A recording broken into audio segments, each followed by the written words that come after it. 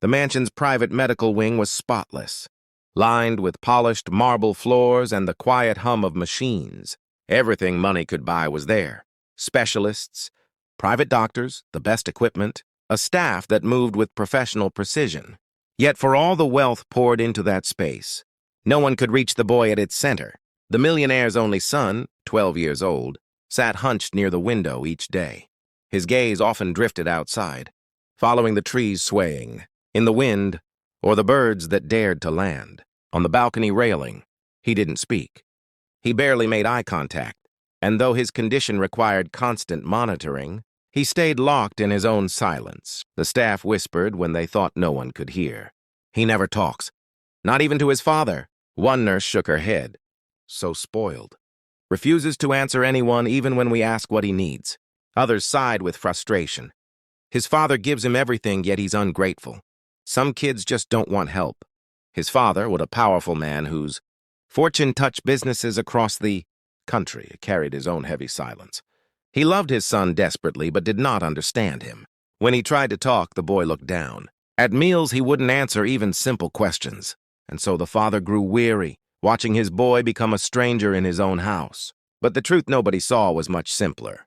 The boy wanted to speak. He wanted to cry out when he was scared, to laugh when he was happy, to explain the thoughts that swirled inside his head. But he couldn't. The world around him demanded words from his lips, words he didn't have. When the new nurse arrived, no one expected much. Young, focused, and calm in a way that felt different from the others, she didn't surround herself in whispers about his behavior.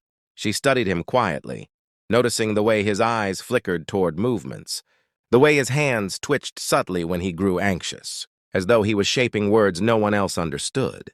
While others dismissed him, she watched. She saw how his silence wasn't rebellion, it was desperation. The boy kept his eyes on the bird, fluttering at the window that first morning, as she stepped into the room. She didn't scold him to answer. She didn't sigh in defeat like the others. She simply sat down nearby, placing her notebook on her lap, and said softly, "I think you've been trying to tell us more than we realize." He looked at her for just a second, the first flicker of recognition anyone had seen in a long while. It was the smallest moment, but it was the beginning. It happened on a cold afternoon, only a week after the new nurse began working at the mansion. The boy was seated as usual near the large bay window, his small hands folded, his eyes distant.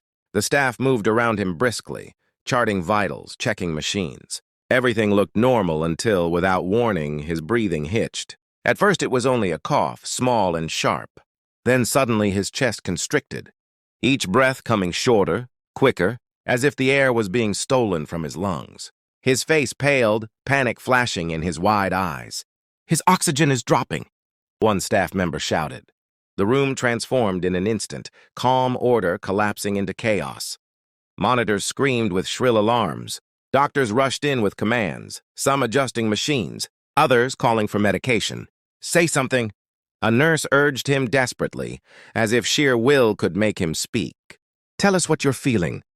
But he couldn't. He opened his mouth, no sound forming, his throat closing with terror. His hands jerked wildly, slapping against the sides of the chair, not in tantrum but in desperation.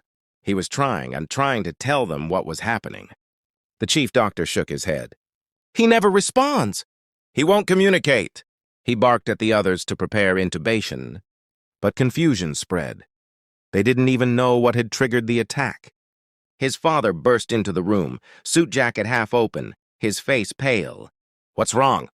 "What's—" He froze at the sight of his son gasping, body twisting in distress. He looked at the staff for answers, but all they offered was more shouting, more panic. And then, in the middle of the chaos, one person saw what the rest missed. The new nurse locked her eyes on the boy's trembling hands. They weren't random. They weren't frantic nonsense. His fingers were shaping, jerking, repeating in desperate patterns. To anyone else, it was panic. To her, it was a cry for help. Without hesitation, she knelt right beside him, her hands lifting gently into view. She signed a word, clear, slow. His eyes caught it instantly, locking with hers in frantic relief. He signed back. Stumbling but urgent. Pain. Choking. Throat. She spun toward the doctors. her voice fierce and certain. He isn't panicking. He's telling us. He's choking. It's his airway. Move now! The room froze for a half-second, stunned. Do what she says, the father bellowed. And at once the staff flew into motion, pivoting their treatment to the right procedure. The boy's lips trembled, his hands still moving weakly. The nurse stayed by him, continuing to sign, calm, steady, reassuring across his fear. His frantic eyes softened for the first time, no longer alone. The air inside the room was electric, each second heavier than the last. Alarms blared, the boy's chest heaved with shallow gasps, and panic spiked through the staff. But where the others saw hopeless struggle, the nurse saw clarity in his hands. She leaned closer, her voice calm, even as her fingers moved quickly. "Show me again," she signed. The boy's eyes lit with recognition, his fingers stumbling but deliberate. "Air, block, here." He pointed to his throat, his small gestures sharp despite his weakness. She nodded, turned immediately to the doctors, and shouted with authority, "He's choking. His airway is blocked by food or liquid. Don't intubate. Clear the obstruction first." The chief doctor froze, blinking. "How do you—" "Because he just told me," she snapped. "Move fast or we'll lose him." The room jolted into action. A medic swept in, positioning the boy as others followed rapid commands. The nurse never left his side, her hands still moving, signing reassurance over and over. "I see you. You're safe. Breathe. Hold on." The boy's frantic panic softened around the edges, his eyes fixed on her, relief brimming in them. For the first time in his life, someone understood. He wasn't a burden. He wasn't silent. He was heard. A doctor performed the Heimlich maneuver, twice, 3 times, then suddenly, with a violent cough, a piece of food expelled from his mouth. The boy gasped, the sound raw and painful, but alive. Oxygen rushed back to his body. The machine steadied, screens no longer flashing in warning, but settling into healthy rhythm. For a long moment, the room stayed frozen, stunned into silence.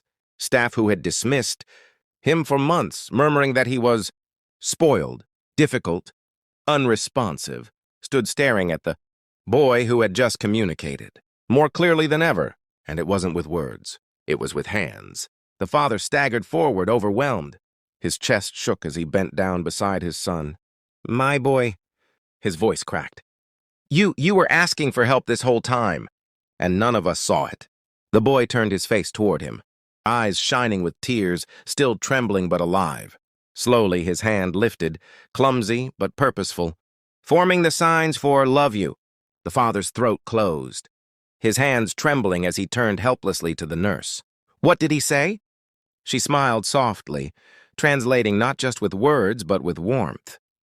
"He said he loves you." Gasps filled the room.